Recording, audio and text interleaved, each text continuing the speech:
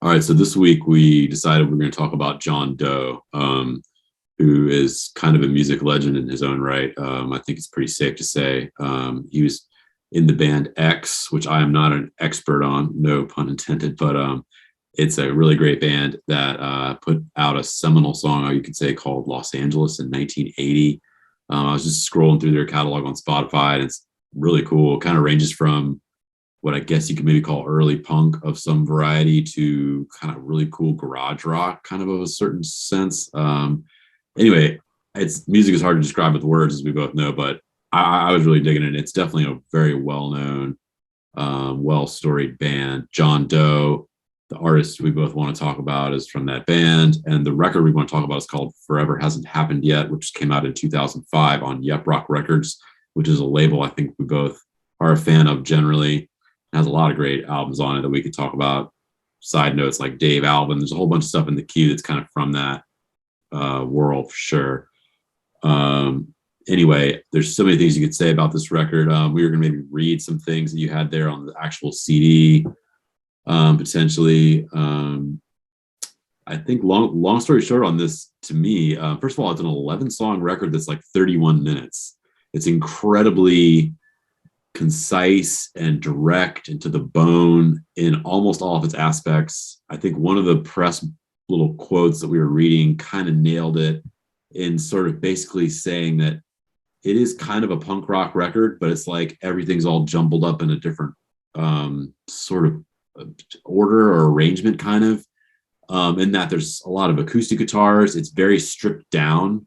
There's a few songs like the song Ready that we both love that are kind of an like all out, driving 100 miles an hour on the interstate type songs where it's just take the top down and scream at the top of your lungs sort of songs. But by and large, it's kind of a pseudo mellow, dark, Southern Gothic kind of album. The thing that I really loved about that we were discussing together is the production is very subtly modern and unusual, kind of, for lack of a better word. Like the mix, some of my musician buddies might appreciate it more if they listen to it. It could maybe describe exactly, but there's some really creative things going on with the mix. There's some drum machines in there. There's some big room mics, like where the studio has put up a microphone like very, very far away. And the beginning of the song is mostly just that mic, and it kind of sounds small, and the track is really, really huge. It's a really cool sounding, almost modern, a little bit of like a pop record. And the songs are kind of short. I don't know. You should read one of those blurbs, or tell us what you know about John Doe. I know there's a really great, we were talking about on our last episode, I have to say, callback here. We were talking about there's a really epic picture that I love. It's at least it's epic to me. I know that word is overused, but in my personal history, it's epic because it's you and John Doe standing together in front of the old red Cadillac that we discussed. And I think one or both of you, or at least you, is doing the X symbol. It's out in front of the record shop. If we can find that before this episode comes out, I got to throw it up at the end. But tell us what makes you a fan of John Doe in general. And yeah. Top 5, top 10 favorite photos of mine over the years from the record store side of life. Me and Doe sitting on the hood of my 1972 red Cadillac, having a laugh, mugging it up for someone who took the picture. We did lost in the boxes of pictures here somewhere. Hope we'll find it before you need it. But I can't say enough about this record and about what John Doe, and I think his name is Dave Way, put together, who was the co-producer with Doe on this record. Came out in 2005, as you said, and it may be trite or superfluous or something, or bold to say this is a perfect fucking record. I agree, yeah. I mean, there's many who will dispute it, and I'm sure there could be a thread on Facebook that goes from here to China and back about all that. However, since I'm on camera and we're doing this, I'm going to say it's a perfect fucking record, and I'm so grateful to John Doe for bringing it into our lives in 2005 and since. And it's amazing. It's only 31 minutes or something, as you said, and only 3 of the 11 songs really break the 3-minute mark. They're just these vignettes of just darkness and grit and just really people grappling with just stuff, difficult times and weirdness and imperfections and death and heartbreak, all the good stuff, and the songs, they vary, and the production is amazing. You know more than I do, and musicians and engineers could tell us a whole lot more on a quick listen, but there is something unique embedded in the way that it has been recorded. The parts are all the same. They're guitar, bass, drum, keyboards, a little bit of vibraphone from J.D. Bonebreak from X, and Doe on most of the guitars. But the way they sort of assemble it and the stacking and the mix level of the sounds is extraordinary. I couldn't tell you what's going on half the time, but it's unique. It almost seems to have sort of a weird reverse sort of things. It's not the polished traditional stacking of the mix emphasis like a lot of radio songs or whatever we have now. There's no FM radio would do, and it's this sort of weird, it's like barbed wire, rusty and soft all at the same time. You have electric guitars that just churn and riff around, and then behind them there's this really great acoustic guitar track, and then every now and then the guitar will just the acoustic will just come up out of the mix and give you a turnaround or a little chord that matters right in the structure of the song. And Doe's voice and the mic is close, and it's just insane. And he has duets with all these different people, Neko Case, Cindy Hill, Grant Lee Phillips. Oh my God. I mean, I know his work somewhat and I'm familiar with the name, but I couldn't, write a good essay paper about him, particularly, if I was forced to write without looking things up. But that Twin Brother song on there is the longest song on the record. I think it's 3 minutes and 42 seconds. Yeah. Just a heartbreaker. I mean, it is just unbelievable. The performance and the harmonies and the words that Doe is putting out there is just, one of my favorite batches of lines is, we used to have horses. I love to throw the hay. My stepfather hurt someone and now it's all gone away. They took it all away. Yeah.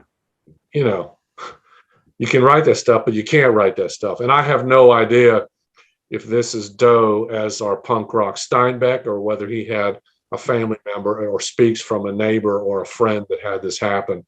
I really don't know. I haven't looked it up. I did almost no research for this particular Deep Stacks because I'm so just deep in the heart with this record. I don't even care. I mean, yeah, it's a beautiful record. And then the thing about Ready, that is, I drive down the highway. I was on Wade Hampton Boulevard just yesterday and trying not to get caught screaming along with Ready, the chorus line in that song. It talks about a guy named Johnny, and I'm just like, it reminds me of a friend of mine who's no longer here, Rusty Galloway, Johnny Sticks, John Galloway of Greenville, who was involved in some very important punk and garage rock records. He was in Charlie Pickett and the Eggs and the MC3, and he was in the Silos right here. Yeah, shout out to the Silos. We'll do that another episode. Yeah, unbelievable drummer and a true. He was ready. I think ever since I knew him in high school, he was ready. Yeah, and ended up ready to die. And I just it's a heartbreak and it's very harsh, but both the song and his story and I don't think Doe never knew him. I'm just imagining it in my mind. I don't know if their lives ever had any interaction at all, although they sort of shared some genre, some band types. And Ready is followed up immediately about She's Not Coming Down, which is almost a lullaby requiem kind of a song. Right behind Ready, it's almost like the yin and the yang of goodbye or I don't know. It's just beautiful stuff. Yeah. And the Neko Case song, Yeah. the It's same. definitely, Yeah. it's a very, So definitely a very Southern Gothic album. The lyrics are very literary, I would say. I also, on the Twin Brothers song, I love the line about breaking his brother's new glasses, and mom's going to be mad. And she has a line about she'll probably scream for an hour. lock us in a And room, we'll get no dinner. they're just such, it's very much American sort of Southern Gothic poetry done by sort of what I would very reverently describe as an aging, um, very relevant punk rocker. I would describe the production, as we've covered, as being very unique. It's very stark. Everything you said, you kind of have to hear it for yourself. It's very bass and drum heavy, and the voices are kind of the centerpiece, and the guitars are very washed out and kind of way back in the mix. It's very bass and drum heavy, this record. And then also, yeah, Ready is kind of the song that I really like the most in a lot of ways. It's kind of the loudest, it's kind of the climax to the record, which is in a lot of ways very much full of ballads and kind of mellow. It has some backbeats here and there, but Ready is definitely kind of like the apex. And I've actually found myself over the years using that song as kind of a benchmark sometimes when I hear bands, like even just in a local bar or some new band. In a way, there literally been times when I thought, these guys, I've really used that song as a benchmark, in the sense of it is so fucking badass. It's just like the way that he just delivers it without, it's like loud, but it's so much about the attitude and the actual lyrics, and the way that he delivers them is just ruthless. It's a lot of, go ahead. Sorry. It's just funny that such a sad and sort of elegiac, I don't know if I'm saying that right, kind of an album that's very, very is a Southern Gothic kind of themed album, is actually very beautiful. It's kind of a stark contrast between those two sides of it. But what were you going to say in closing before we go? Oh, I'm saying, it also it doesn't really sound, well, it does in some ways. It's got a Tom Waits kind of feel to it, just in terms of describing it. Doe is his own man, but there's that sort of just ugly truth, sort of, it's all on the table. I think it's the first song that he talks about, the losing kind. It just kind of like laconically says, we're the losing kind. I got doom in my eyes, and you have blood in your heart.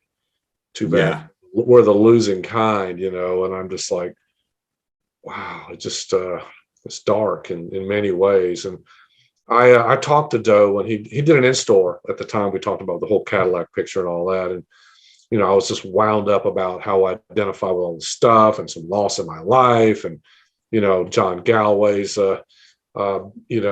death, and just all the stuff, how much it meant to me. And he just looked at me and he said, just because we step into the light doesn't mean we don't miss our darkness. I thought, yeah, this record's a lot about maybe trying to find the light, but sort of the attraction of the darkness too. Hey. Yeah. Well, I'll be a member of the Church of John Doe any day. He's an amazing, I would say, and a masterful, for sure. This album, I back that up as a masterpiece. He's a master songwriter. We have to do more on John Doe, and X. We'll have to revisit a few things. I love his album with the Sadies.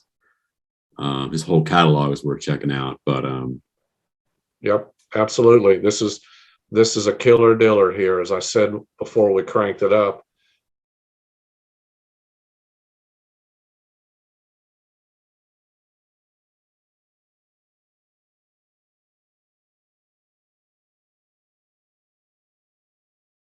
thanks for checking out our weekly web series, Deep Stacks, brought to you by Big X Music. A conversation each week with my dad, 40-plus year veteran of the music industry, founder of Horizon Records and concert promoter, where I sit down and we talk together about the music we're listening to. Please subscribe, leave us a comment down below, and join the conversation.